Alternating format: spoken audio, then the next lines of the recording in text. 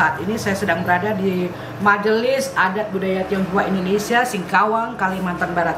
Dan pada saat ini pula di hadapan saya ada begitu banyak kue kicang atau kue yang biasanya dimakan pada tanggal 5 bulan 5 penanggalan Cina atau penanggalan Imlek. Seperti apa cara pembuatan kue ini? Nanti ikutin saya ke tempat produksinya. Baik, Indonesia Singkawang, Kalimantan Barat masih di Sekretariat MABT atau Majelis Adat Budaya Tionghoa Kota Singkawang, Jalan Penatuna. Dan saat ini saya sudah bersama dengan Bong Kito, yaitu Ketua Majelis Adat Budaya Tionghoa Kota Singkawang. Baik, aku Bong Kito. Jadi saya ingin nanya-nanya sedikit nih tentang Majelis Adat Budaya Kota Tionghoa Kota Singkawang ini. Sejak kapan mulai dibentuk sebenarnya? Ini MABT, Majelis Adat Budaya Tionghoa Singkawang. MABT sejak tahun 2005 sudah ada. Dan itu perkembangannya sampai saat ini kegiatannya tentu sudah banyak sekali yang dilakukan. Ya, banyak. Tiap tahun dia ada 7 agenda. Tujuannya kita mempererat budaya Tionghoa ini supaya menjadi seni di Kota Singkawang, menjadikan sebuah momen besar di sini ya, supaya ini di Singkawang semakin dikenal gitu kan, bisa mempertunjukkan budaya Tionghoa ini ke semua masyarakat gitu.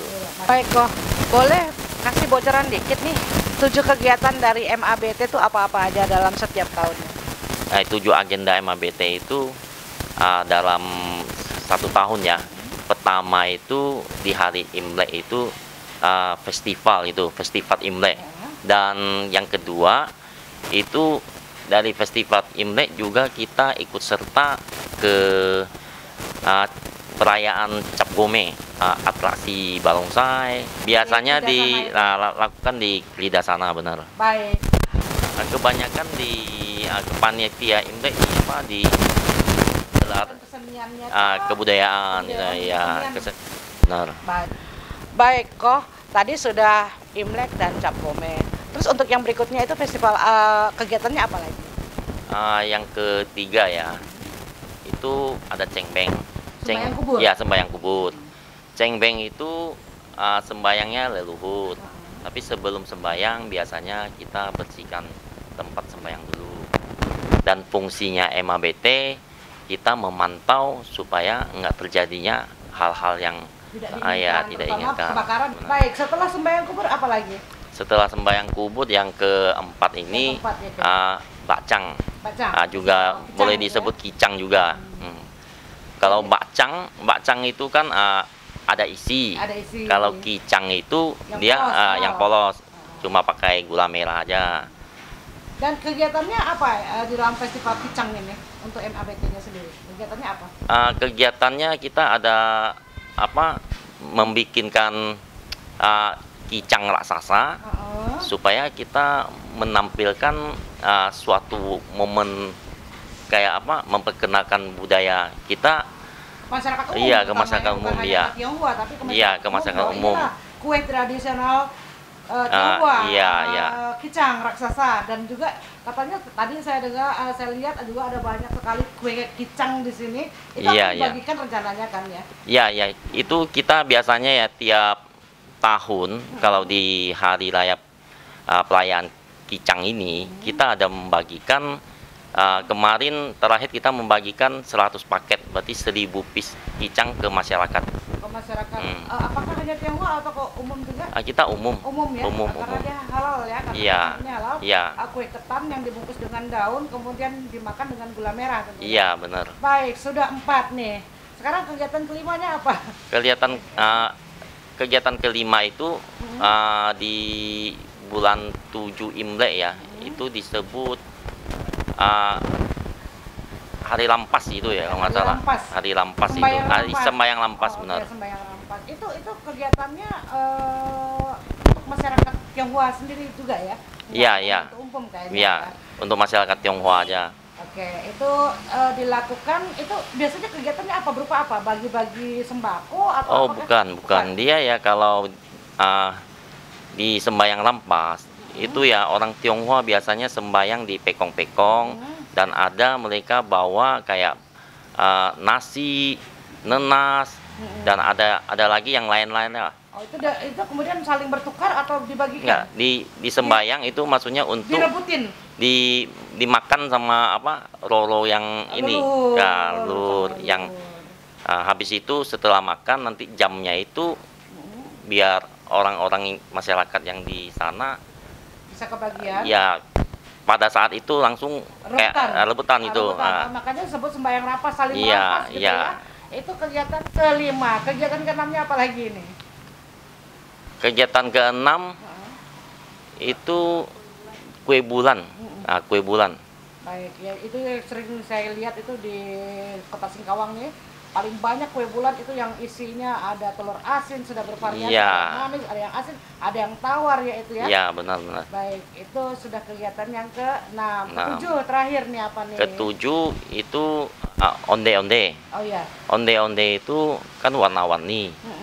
Oh, Ya. yang pakai kuah itu ya? Iya, yang pakai Ketan kuah. yang Nah, bulat-bulat yang warna-warni bulat-bulat ya? itu dimasak dengan air jahe gitu kan. Iya.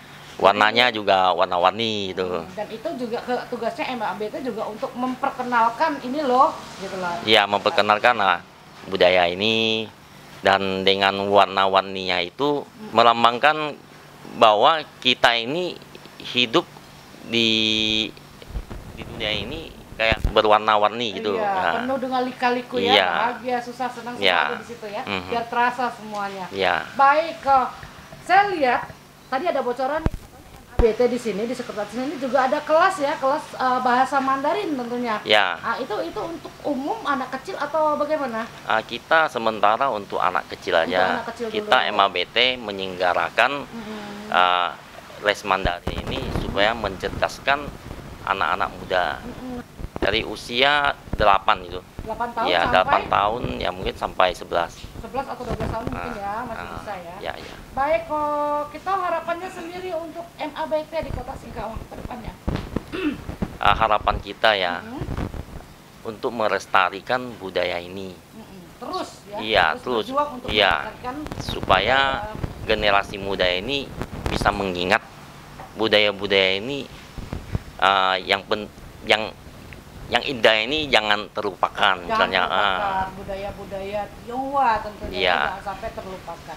Baik, kok sukses terus untuk MABT ke depannya dan semoga generasi muda yang duduk dalam kepanitiaan MABT terus semangat dan terus berjuang untuk budaya melestarikan budaya Tionghoa tentunya yang ada Iya. di Kota Singkawang. Ko Wandi, saya mau nanya sedikit nih. Kue kicang. Kue kicang ini merupakan suatu kue yang terbuat dari pulut. Ini kue tradisional masyarakat Tionghoa banget dan ini selalu dirayakan setiap tahun pada tanggal 5 bulan 5 penanggalan Imlek. Iya. Ini sebenarnya ada cerita apa sih di balik kue kicang ini? Ada ya, Ya. Untuk perayaan yang memperingati Hari Raya Tuan Muce ya. Tuan Muce ini yaitu Hari Bajang ya. Itu memperingati bahwa seorang penasehat yang sangat luar biasa dan baik sekali dengan warga dan rakyatnya. Mereka jadi dia meninggal masuk ke dalam sungai. Terus mereka memakai kicang ataupun bacang untuk dipersembahkan Kepada si penasehat ini biar jasad penasehat ini tidak digerogoti sama ikan ataupun udang. Oh, gitu. Jadi dibuatlah kue ini untuk menghormati dia. Iya. Baik. Sebenarnya ini saya lihat dari tadi di sekretariat MABT ada begitu banyak dan sekarang saat ini juga ada begitu banyak yang sedang dalam proses pembuatan. Ini sebenarnya rencananya berapa banyak yang akan diproduksi untuk perayaan tanggal 5 bulan 5 Imlek tadi? Untuk perayaan kami MABT sudah berbagi ya, dan untuk di panitia di sana mereka juga menyiapkan sekitar hampir 50.000 kicang. Kicang hampir 50.000 kicang. Iya. Dan itu akan dibagikan kepada 50.000 kepala keluarga Iya. di Singkawang ini. Oh, baik. Dan juga mereka juga ada membagikan ke kantor-kantor. Membagikan ke kantor-kantor karena ini halal ya, Iya, karena dia halal. terbuat dari pulut tanpa isi ya. Iya. Dan kuenya itu sangat lembut dan dimakan dengan menggunakan gula merah ya. Iya, benar. Baik. Perayaan dari kue kicang ini sebenarnya ada nggak sih kue lain yang diikutkan untuk mendampingi kue kicang? Tidak ada. Tapi jenis kue kicang ini ada banyak ya? Iya. Ada berapa macam sebenarnya? Sebenarnya yang dari filosofi dan dari dulu ya itu hanya 2 macam. Hanya 2 macam. Kicang sama bacang. Kicang sama bacang. Nah, bacang itu yang ada isinya, Ya. kicang halal. Yang Non kosong. isi, ya. Ya, yang ada isinya itu biasanya masyarakat Tionghoa diisi dengan babi, ya daging babi atau daging ayam biasanya ya. Adapun Oke. yang pakai telur. Ada juga yang pakai telur. Oke. Perayaan itu sendiri biasanya pada tanggal bulan 5 itu juga ada perayaan lain nggak? Apa ada festival-festivalan lain yang diikutkan? Biasanya ada nggak? Ada, Apa itu, itu? biasanya kalau untuk memperingati Hari Tuan Wuce itu juga ada mandi Wususo. Mandi itu memang nyemplung ke sungai atau gimana itu? Iya, dia harusnya dari air pegunungan. Air pegunungan turun ke bawah, Nah. orang-orang pada mandi di sungai gitu Iya. ya? Oh, berarti itu biasa di Singkawang ini juga diadakan seperti itu. Iya. Biasanya ada di area Iya, atau iya. di tempat-tempat yang lain yang ada airnya yang mengalir ke bawah ya. Iya. Apalagi ini musim hujan nih, Betul, airnya betul. banyak yang turun dari Itu gunung. setiap tahun kalau pada hari H mau masuk ke peringati ini Hari Panjang itu pasti hujan. Pasti hujan ya, identik dengan hujan. Baik, mungkin dari Kowani sendiri ada pesan-pesan dalam rangka memperingati Hari Kicang ini untuk masyarakat Kota Singkawang. Ya, kami dari MABT ya, Majelis Adat Budaya Tionghoa.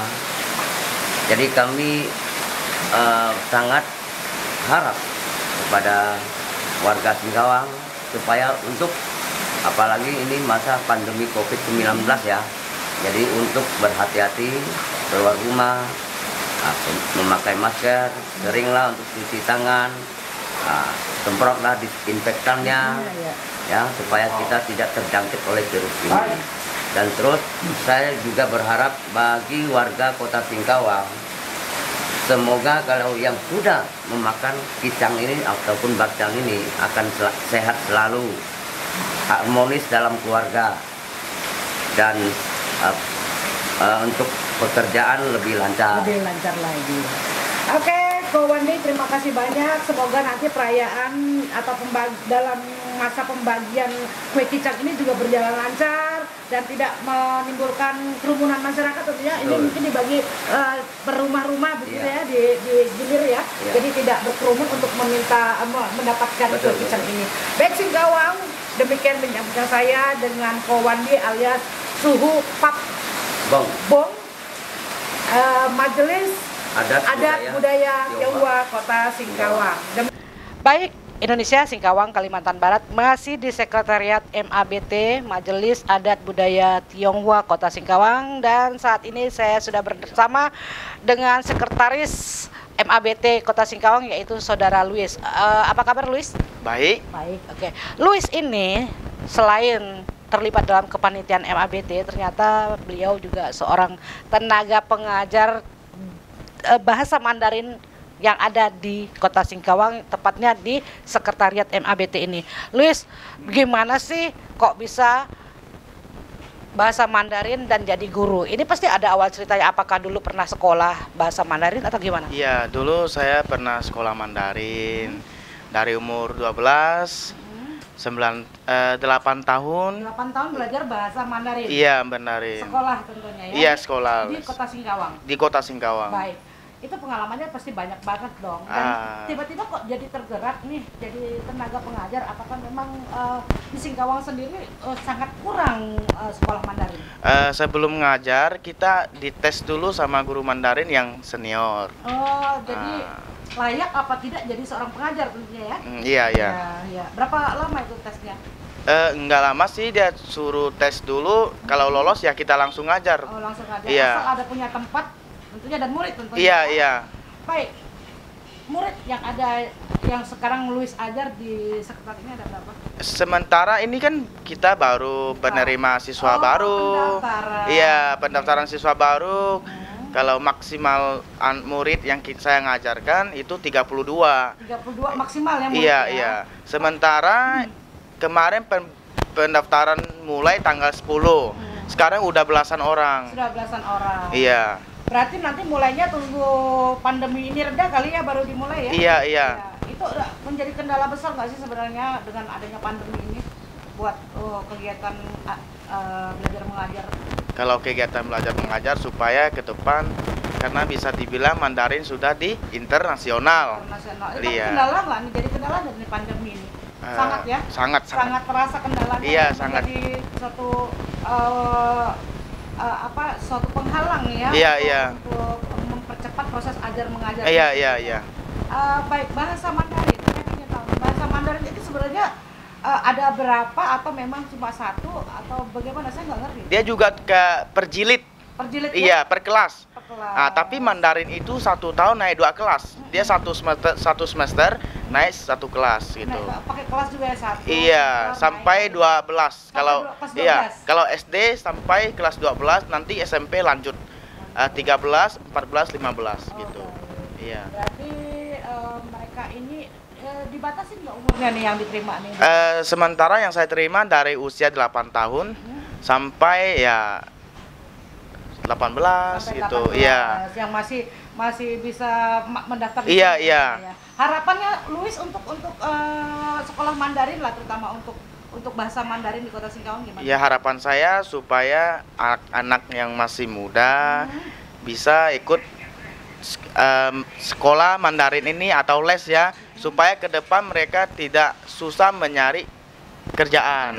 Iya. Biasanya kan karena etnis Tionghoa di Kota Singkawang sendiri banyak yang bekerja di luar negeri, Iya. terutama di daerah China sana ya. Iya, bukan hanya di luar negeri, karena kita masih di Indonesia, di Sulawesi, di Samarinda, dan lainnya itu mencari tenaga iya. yang bisa berbahasa Mandarin. Iya, tentunya. terjemahan. Untuk menerjemahkan. Iya, karena di luar itu gaji ya Lumayan, boleh juga lumayan ya tinggi gitu. ya, Iya. Untuk dari finansialnya pendapatannya. Oke Luis, terima kasih banyak. Iya. Semoga sukses ke depannya Iya. kelasnya dan banyak murid yang mendaftar ke Iya. sekolahnya. Baik Singkawang, demikian bincang-bincang saya sama Luis, guru bahasa Mandarin yang ada di Kota Singkawang sekaligus panitia MABT tentunya. Salam Singkawang hebat, pasti ke Singkawang.